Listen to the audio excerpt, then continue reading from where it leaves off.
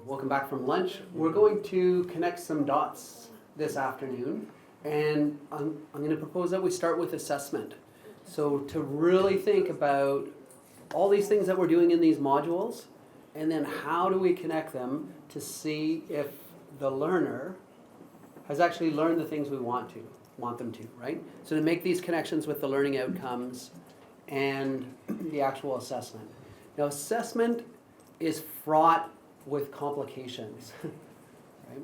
We've all probably had experiences with assessment, writing tests, writing essays, writing exams. I'd like to start off by having you reflect on your own personal experiences, because I think if we can think about some of the experiences we've had, we might be able to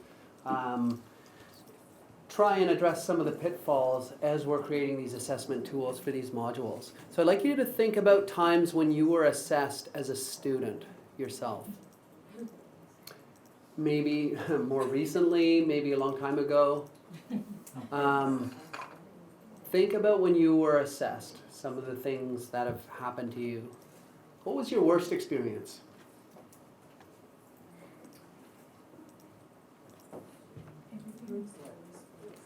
And what was your best experience? Right?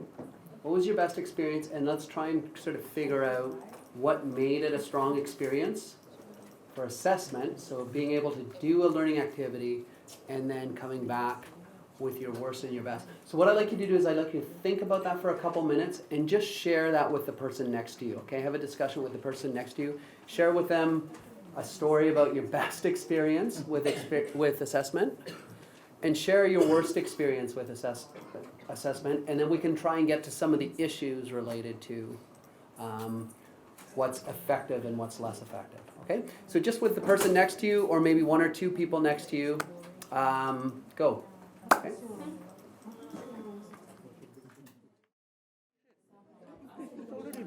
Okay, let's share some of these examples with the group, and I would suggest if you would like to, if you could, you may want to take some notes about what people are sharing, because what we want to do here is when we talk about the worst experiences, let's try and think about why they were. When you're sharing this, share why they were not a very good experience, right? And when we talk about what was your best experience, oh, excuse me, too much lunch. When you talk about your best experience, we can try and isolate what are some of the qualities of good assessment that make it meaningful for the student and helpful for the learner, right? That we can use in these modules. So let's start with some of the worst experiences. So if each group wants to pull one of the stories of the worst experience, and you can share with us, and let's try and isolate some of these. Tell us why it was what was so rotten about that experience. Who would like to share?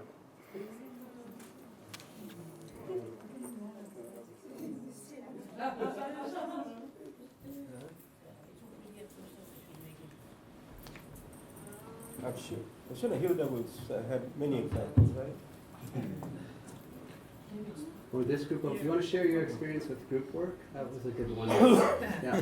I got robbed. Yeah. And I couldn't get through. It was actually here at the University of South Pacific. It was group work. Mm-hmm. We did the work together. Oh, that one. Yes, but I wasn't acknowledged. We all know about that one. Oh dear. Yeah, so carrying out an activity as a group but being marked individually is best, rather than combining everybody's effort and then you get a grade for that, a result for that.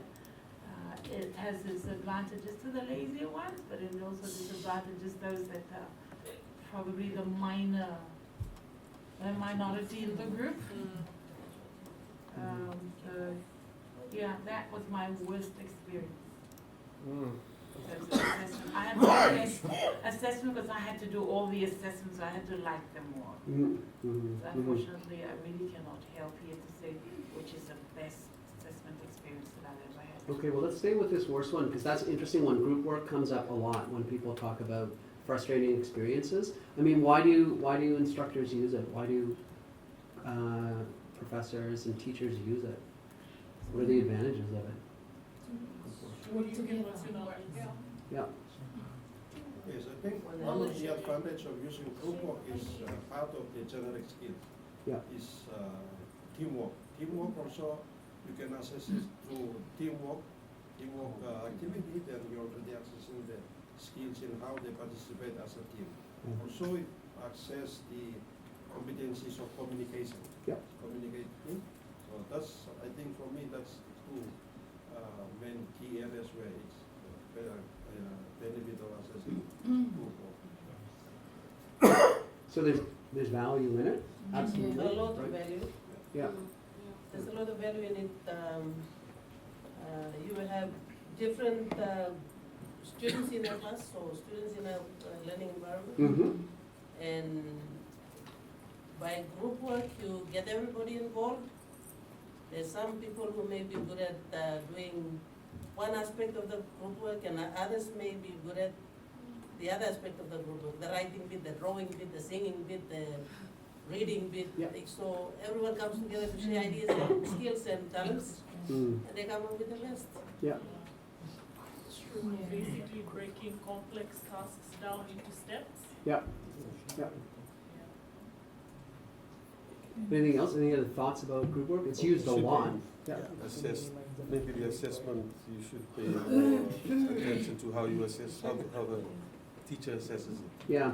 Yeah. like she mentioned. And we'll work through these, right? If you think about the learning activities that you've set up, you may have decided, let's do a group work project, right? But we see that there can be pitfalls, right? There can be problems when we think about whether people are assessed individually or if you're assessed as a group. And certainly if it's the whole grade for the entire course, that can have big consequences as well. Any other, yeah. Okay, just to add on, in terms of from academic perspective, Yeah, yeah. unless we really want to test group work as a component in the learning outcomes, Mm-hmm. then we really have to sort of teach the students things related to group work. Yeah. But from what's happening is that just to minimize marking on the academics part, Yeah. people would, the academics would say, okay, you work in groups of 2 or 3. And the output is just one report, and then everybody gets a standardized mark, unless you say at the end of the report to say, okay, student X contributed this much, so you just give them 60% of the total mark, and then the other 2 will get 100%. So most of the time, academics get away with the fact that it reduces their workload in terms of how many reports or scripts that you would be marking, because they're not specifically teaching a component of group work. Now, the learning that actually happens is happening offline in your group, Mm-hmm. and that is not captured. What is captured is then the actual intellectual input in terms of the report, and that's it. That's how you assess the students. So really, while we say we want them to do group work, we're not really following it through and seeing whether they're actually learning as part of the group. The problem is really a problem of the design of the group work, isn't it? What Deepak is saying is worrying, because in my presentation yesterday I was arguing that learning may be an individual process, but learning is optimized when it's a social process. Look what we're doing here. You know, aren't we learning together? And our product is much better as a result of us being together. So it's, but I think what Deepak is saying, unless that is integrated and manufactured and orchestrated in the assessment criteria and the design of group work, then situations like that will occur. And as I was saying, all of us have been cheated like that, isn't it? The guys who do the most work, sort of do it, and the guys who slack off and get away with it. Yeah, thanks. What about other bad experiences with assessment? Group work is one, but there's other ways we've been assessed before, and I'm sure it's left a bitter taste on your mouth. Two of us in our group agreed that our worst experiences was with written tests. Yep. Yeah. So mine was because a small portion of the course was coursework and a large portion was for the final exam. Mm-hmm. So the pressure is on when it comes to final exams. And it's not the most enjoyable experience. at any point of it. The learning is fun, but the actual, it's a stressful experience. And same was for another member, and she was saying that even in the final exams, it got to a point where certain people were cheating, and so she decided to look over to the person next to her and copy the exam. So she copied the answers. I sort of gave away who it was by saying she. Copied the answers, and then when she got her mark back, she was so sad because she would have done better if she used her own ideas. So she said that was the worst experience. So that was hard. No, that's good. That's good. I mean, these are issues with assessment, right? When you're thinking of building this in, these are a couple. So stress is one, just around assessment broadly. So whether it's group work, but certainly exams, right, bring a lot of stress. And so if we're thinking of building your learning activities and the assessment is a final exam in your modules, we would factor that. But also the cheating, right? Cheating is prevalent. Statistics are very high about students that cheat, whether they admit it or not, right? And this is something we'll talk about a little bit when we have these online modules, and we are sending assignments and learning activities for students to do. How do we know who's doing them? Right? You know, if it's a quiz or a test. So maybe we don't do quizzes or tests, or maybe we do, but it's shaped a different way. Group work, yes or no? Is there another poor experience that somebody's had with assessment? Yeah. So I don't know if this applies, but I did my tertiary education for a long time in Japan. Yeah. So, and we had to do oral presentation. Mm-hmm. So when everybody was talking, everyone's talking about group work, Yeah. but in Japan we never did group work. Mm-hmm. For the 4 years I was there, Mm-hmm. everything was individual. Mm-hmm. You basically had to you had to find your own. So you had to gather with your other Pacific Islanders and form your own groups afterwards. So it was very, very difficult. And it came to a point where I wanted to come back home. For the first year, I didn't have any good experience until I finally, because Japanese culture is such that they don't talk a lot and they're not really good with sharing, like ideas, very closed. So when we had oral presentation, none of my oral I failed most of my oral presentation. In the Pacific, someone listening to me would say that I'm very good at speaking, like I've got really good speaking skills and I can really present myself well. just putting it out. But over there, the lecturers didn't get what I was saying. Yeah. Because I was speaking really fast. I speak very fast. Like I talk really fast. So I was presenting, and I thought I did a really good job. And then it was 10%, but I got like 3. I kept getting 3 and 2. So I didn't have any good experience, but I think I learned from the mistake that I made by trying to think that I was on that level, like I could just speak really fast. So yeah.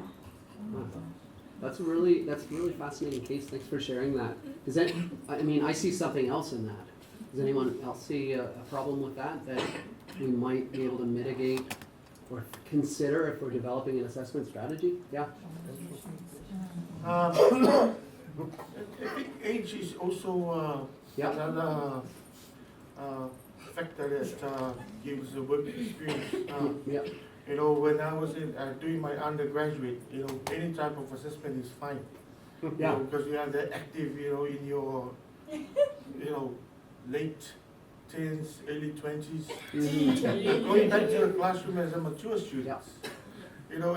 and you see like 3 tests and 1 exam, on a course descriptor, it worries you. Mm-hmm. Because with that age, how much you remember when you study.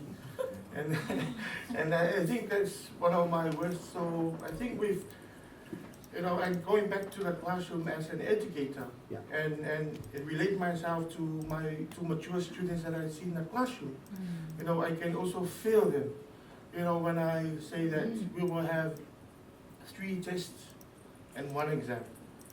So it's a matter of how you can relate to them and what are the ways that you can, prepare them Yeah. for those assessments so that they won't get to have this worst experience, but to have the best experience in their life, no matter what age, Yeah. they are, Well, that's what I think.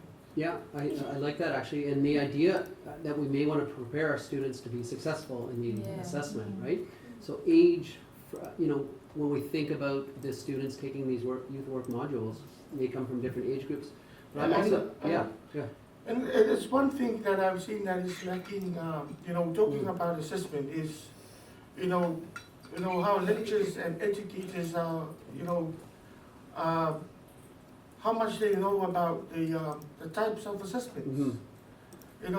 I think that in the Pacific, we are still colonized in the way we're doing Yeah. assessment, summative assessment. Okay. And I hate to see that some of the short courses, that they're still, they're still focusing on summative. Yeah. And it worries, with the changing and how we see other countries and change the way they assist people in the classroom. And I think it's something that also for this forum to think about. Just to take away our mindset from, summative, but can we focus on formative? Yeah. Formative assessment, how can we prepare them? Because as a youth worker, it's not about the summative. It's about how we develop this youth worker so that they have the competency, the different competencies that we will develop today, so that they're able to do the work. Yeah. Without preparing them well, and that's why, the reason why I say this, with the list of key learning areas that we have just, we talked about the half of our session today, I can see that we are still focusing more on the end product. Yes. What about the process? So it's something that, as the other half of our session today, I would like to put it forward, that let's think process and leave the product. And that's something that we can, see it at the end of the 4 days and in the next 2 or 3 months after we develop this. So that's, thank Yeah, you. thank you. That's a good segue about thinking, do people have good experiences with assessment? Does anyone have something where they say, you know what, this was a really good experience? Maybe it was formative, maybe it was contributing to the process. Has anyone had a good experience? I see a few heads nodding. Who would like to share that?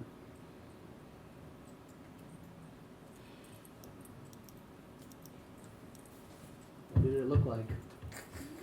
No? Good governance.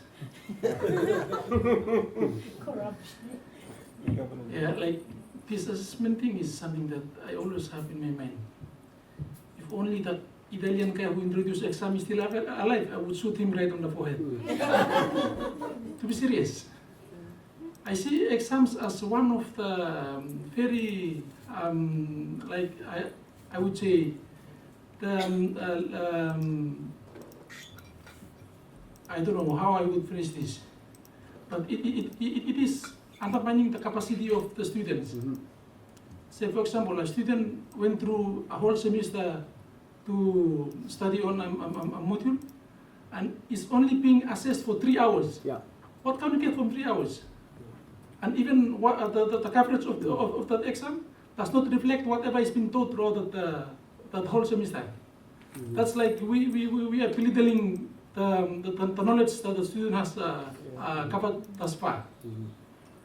Like saying this, and I would agree with that the person or the type of assessment the assessors did.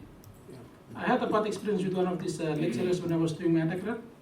I had some of my answers, like I thought I did it to the best of my ability, based on that context of how it is been taught. But then some of the answers are wrong, but to me, they're all right. So I went up and confronted the lecturer. Can you please tell me where exactly in this line of answers I went wrong. Then he told me, you haven't mentioned some of the words that are not in the textbook. Oh. To me, that is bullshit. To be straight. Yep. Like you can't miss me on the words that I expected there. You should have missed me on how well I understand the context of what has been taught and how I can translate it in my own words. That's what learning is. But if you miss me wrong on words, you're not assessing myself. Like you are just assessing the words, whether I memorize the words or not. But that's not the point. The point is we should miss how well a particular person understand the context of what he or she has been taught, and how he or she can apply in his own words is what that matters. Yeah. That's the only time you can know that this person knows what he's saying.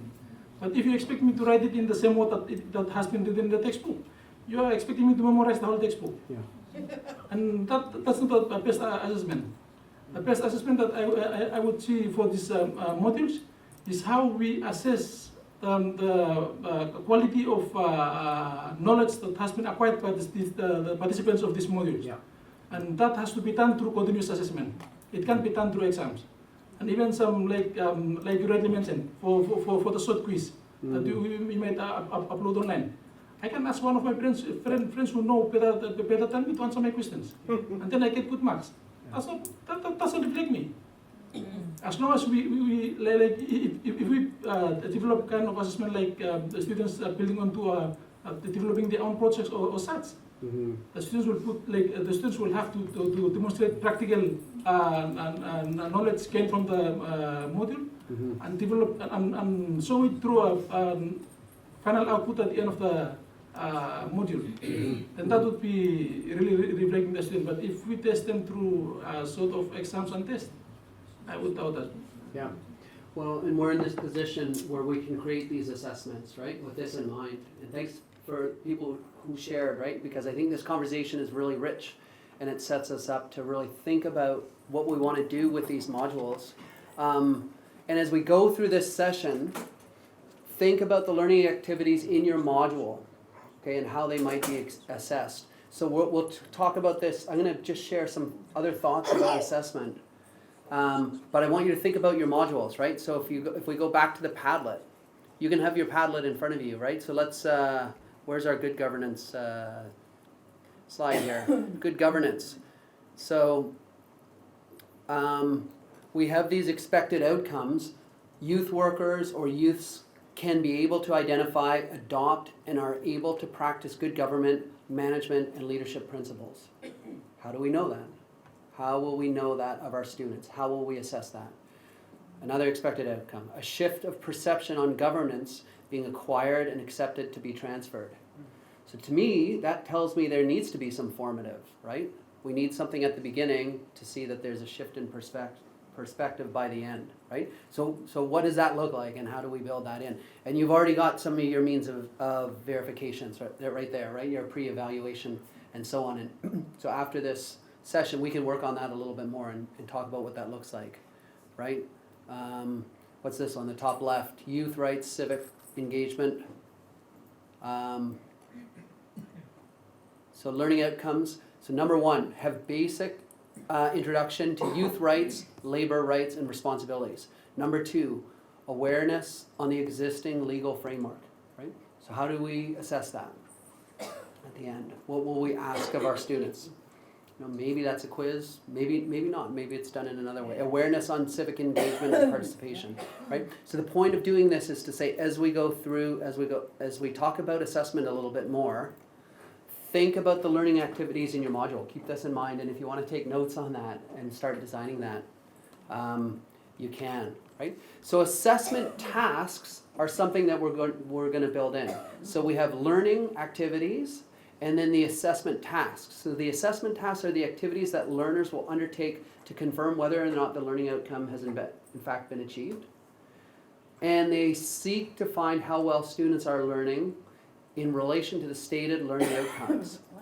And to provide feedback back to the students, right? And this is kind of, when I heard about the poor assessment experiences and the better assessment experiences, the poor ones miss that last part, right? Of providing feedback at an early enough stage for students to be able to work ahead on that. When I think about one of my most positive assessment experiences, it was when I did my university degree, and I went through a 12-week course, and we handed in a paper in 4 stages. The first stage was due in 3 weeks of the course, the first quarter of the paper, and I handed it, and the professor gave me a whole 1 page of feedback back, and I could strengthen that paper and keep building on it, and it got stronger and stronger as I went through. So nothing came as a surprise to me at the end, and we were working through this together in a very collaborative way. For me, that was a positive assessment experience. Okay? One way to think about assessment is that assessment can happen in different ways in relation to our learning, right? Has anyone seen this idea of assessment for learning, assessment as learning, and assessment of learning? Has anyone seen this before? Maybe a few people say. Yeah. So we can think of assessment serving a number of purposes, right? So the first column, that assessment is for learning. So assess students' progress and learning needs. Students are involved in that assessment process. And this is something that comes at the outset. So if we look at that third box towards the bottom, it provides clear learning targets for students, right? So assessment for learning. So for example, we're going to have students that come to these youth work courses, and they will already have a whole bunch of prior learning, right? So this pre-understanding of what people already know in these courses is important. I like this second one, and this one I think speaks to the formative part, right? Assessment as learning. So students can actually learn a lot from their own assessment, right? So for example, if a student is writing to share their knowledge about a certain topic, they might learn in doing that writing. I know in my own case, sometimes I've taken an exam and then I have actually learned stuff during the writing of the exam that I didn't realize before, right? Through the process of assessment. But not only that, but students can also do their own self-feedback, right? So there may be a part in the module where students are given something and then they're asked to evaluate themselves, right? They can assess their own learning. Or students might be asked, how well do you feel you know this topic already, right? Assessment as learning. Assessment of learning is what we're most familiar with, and we've already heard about this already, right? And this comes in relation to certifying the students' competencies, to seeing if that learning fully took place, right? So here's a definition we can work with assessment. The process of gathering evidence to determine whether a learner has met the required standards. That's the summative, right? But this is the other part. Assessment is also used as part of the learning process to assist the learner in making progress. So this is the important part, really, that I heard from you when you were talking about these experiences. How can we use assessment to assist the learner to make progress in this course? This is the harder part, right, as we do this. So some key questions to ask ourselves about assessment. So as we work on your assessment tasks for this, so first of all, what are the learning outcomes? Deepak just mentioned this, right? What's the, is the assessment task directly related to the learning outcome? If not, then maybe we don't have that assessment task, right? If we're using group work just because it's easier on the instructor, maybe we don't use group work for this, if it's not related to the task. What will students be able to do to demonstrate or articulate their level of learning? We want to figure that out, right? What can they do to show that they've learned something or their level of progress? How do we know that they've learned it? How do we know that they've learned something? Right? If we want them to have an awareness or understand a particular policy or document, and we just ask them to recite it, and they've just cut and pasted it into the forum, maybe they haven't learned it. Suggests to me that they haven't learned it. What information do we need to collect to verify students' learning of the learning outcomes? So what should be collected as you do this? How useful are each of these tasks that we've chosen to use to understand the student's learning process? Are they clearly stated and communicated to students? And this is a big one, right? How will feedback be provided to students to enable their learning? So there are many issues with this, right? Number one, the task doesn't adequately connect to the learning outcome. So sometimes we'll see that. We have one learning outcome, but then we have a test, and it didn't really measure the learning outcome. So what was the point, right? So how do we make that connection? Maybe the task is not an appropriate level. Maybe the task is way too hard for what we're asking them to do, or it's way too easy, right? So we want to think about that level of the assessment task. Maybe it's not clear what we're asking them to do, so we'll need to think about that. Maybe the evaluation criteria are insufficient. And finally, maybe it's too general what we're asking them to do, or it's replicable and could invite plagiarism. Right? So in your module, you might say, okay, your assessment task is to write a paper about human rights. Right? Well, human rights paper are a dime a dozen on the internet, right? It's easy to find one, copy it, and put it in. So this is another thing we need to work with. So there's many things we could consider, right? We've already talked about tests, quizzes, examinations, and the limitations of those, but maybe they provide opportunities for a small portion of the course. There could be essays, papers, and presentations. And I noticed that with the UE courses that we looked at before, they use a lot of the papers. They ask for essays. They'll have the students go through a module and then invite them to write a paper at the end of their choice, right? You might think of something different, and it may involve one of these things. Maybe it is a group presentation, but it's not worth the entire marks of the project. Maybe they're reports, journals, or a project portfolio, and certainly I know the use of art in activism, this module, certainly you're thinking towards some of these ideas of portfolios and other representations other than these earlier ones. Right? Or practice, demonstration.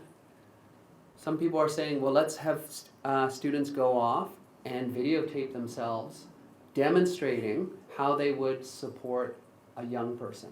Videotape it and send it back, and if that's possible to do. Right? So the green bar, with which types of learning outcomes do these assessment tasks best align? So you can think about your learning outcomes and then which learning tasks. One way to assess that's beyond something that's quantitative, like an exam, is using a rubric, right? Using a grading rubric. How many people have used rubrics before? Seen them before? Which are very useful, right, in kind of more qualitative assessment. So for example, if we're looking at a type of portfolio that's submitted or an artwork, and we're thinking about if we have to assess it, and even though it may be subjective to the facilitator, there may be ways that we can give an overall sense of how it falls, and we can look at the quality, right? I like to think of these as the 4-point rubric, where most submissions, I know in my work as a professor, most submissions come in this level 3 area. Right? I receive something and it's good. The quality is complete, thorough, and comprehensive. In terms of content, they demonstrate a comprehensive understanding of the literature, of what I've asked them to do. Okay? Shows some scrutiny. And the expression, it demonstrates an ability to integrate and articulate ideas. Right? So most come in sort of this level 3. There are some students that will go above and beyond that, and that's this level 4. Often that we see in the very left column, right? The quality is exceptional. Everything about it is exceptional. It's superb. It demonstrates an exceptional ability. Level 2 on a rubric shows that there are some parts missing, and level 1 is quite insufficient. So rubrics can be useful, and you may want to incorporate a rubric in your assessment strategy as well as you think about your learning activities. Sometimes the way an instructor will use this is they'll just go up and take a marker and just put a dot or a check mark on the area of the rubric that the assignment falls into. Okay? You can also provide written feedback that goes along with this as well, and you may want to incorporate that too. Okay? Any other thoughts or comments about these assessment. That. Okay, so it's a, yeah, Gary, just to add on to the rubric now, it also, if you look at it, going back to this, yeah. it also serves as a guide Mm-hmm. to the students to say what the academic or the Yeah. instructor is looking for in that sense. So when you talk about the quality of your work, like you know that you'll get marks for being exceptional or whatever exceptional then means to the students in that sense. The same for the content, you know, you need to identify and address bits and pieces that have been already included in the rubric to say that this is what the instructor is really wanting for you to write, or be it an essay or whatever you may call it in that sense. So it serves two purposes at the same time to say the instructor will use it as a grading tool, and then it serves as a guide for the students to say that this is how you will be assessed for that particular assessment.